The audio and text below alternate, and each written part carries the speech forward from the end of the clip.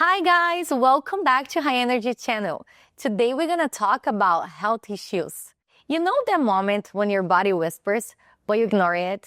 Yes, that's how mine started too. A little bump on my wrist that I thought it was nothing, but it turned into a lesson that I didn't expect about pain, healing, and slowing down.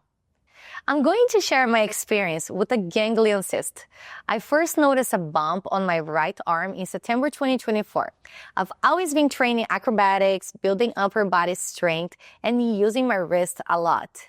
After a breast implant surgery, it took me longer to regain upper body strength.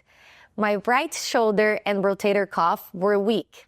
I think I overcompensated by using my wrist more, which could have caused the ganglion cyst. Repetitive stress from wrist work, heavy computer use, or other repetitive movements can all contribute to these cysts.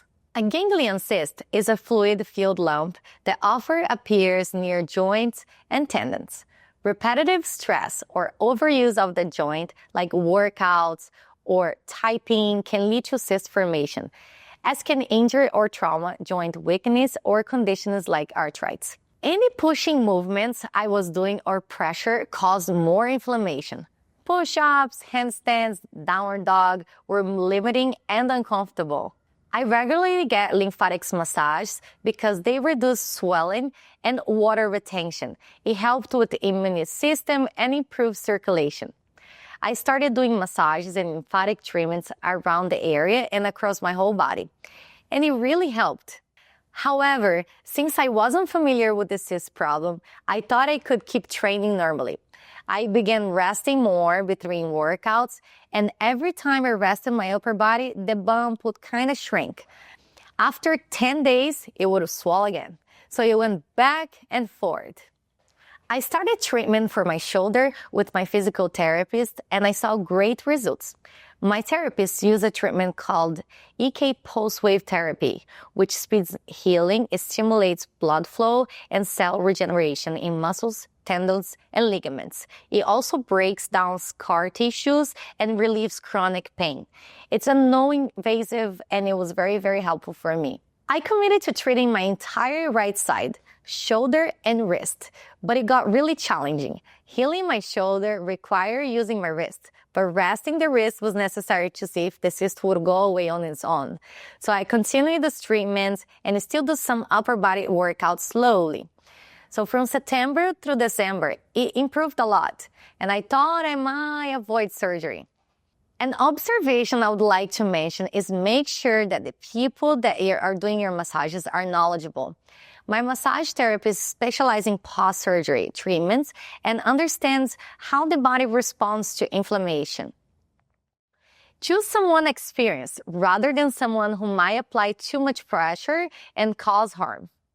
After trying everything, I found that the most helpful thing was avoiding intense upper body exercise like weight training and acrobatics, so I stopped those activities for about 2 months.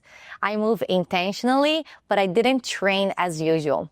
And it helped a lot. But after 4 months, another technique that it really helped me, it was wearing the wrist braces. Unfortunately, I waited too long to start using it. When your joints is affected, limiting motion can reduce irritation and fluid inside the cyst, decreasing the pain. I believe that if I had combined therapy, massages, braces from the beginning, I might not have needed surgery.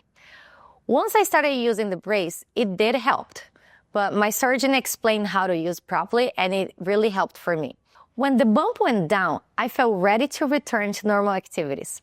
I was feeling good and began my handstands classes again. That's when I got the biggest size of the cyst. Initially, the bump was soft, but after intense training, it swelled and hardened. This was tough. I had been waiting since September 2024, and I was so frustrated because I hadn't been training like I always did. I just recovered from breast implant surgery, which took a long time to regain my strength. And once I was fully recovered, returning to high-intensity acrobats, aerial, pole dancing, yoga, it was literally my goal. Discovering the cyst was super frustrating. I felt like I didn't recognize myself. I started judging myself, feeling not enough, or like my body needed a break and I didn't want to take. I had just launched my high energy project to create the online platform for flexibility, strength, and sharing the knowledge that I gained over the years, and being forced to slow down was so hard. In January 2025, after all the pain and tries of getting better, I decided to get the surgery.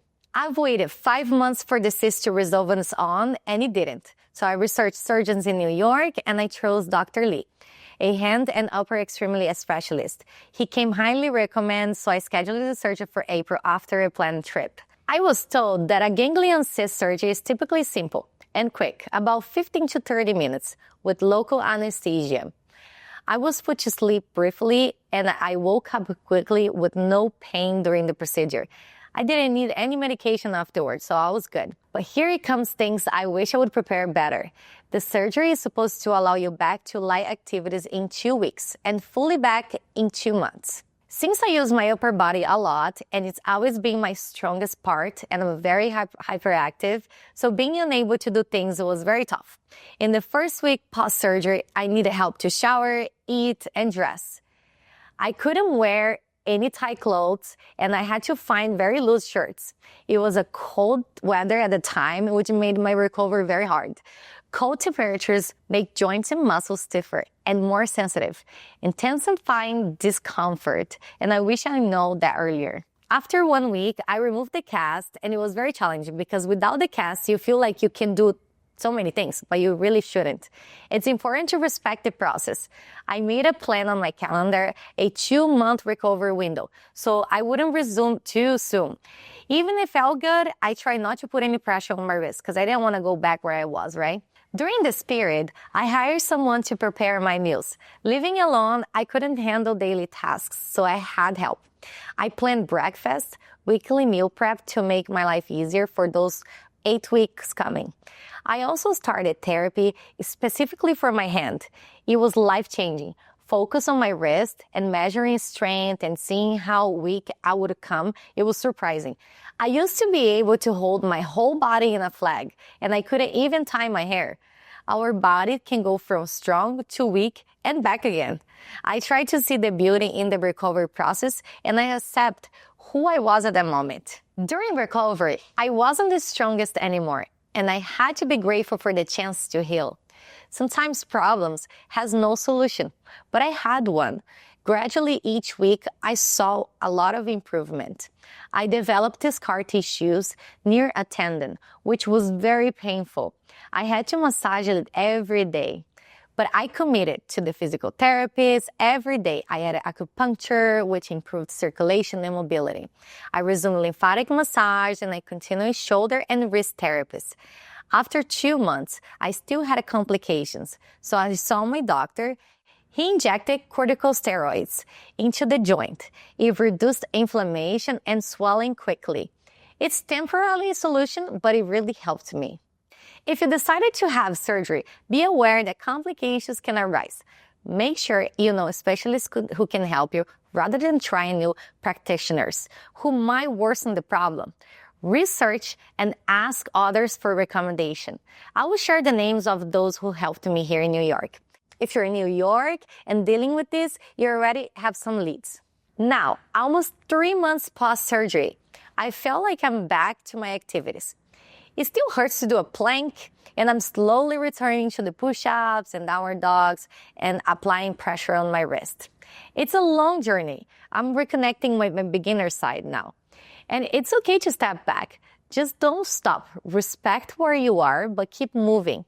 As someone who always been connected with training and exercise, I gained weight, I felt sad, and I didn't feel as good as before.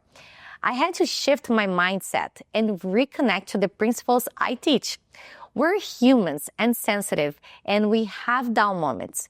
Even if our body is weak, we must keep our minds strong and positive.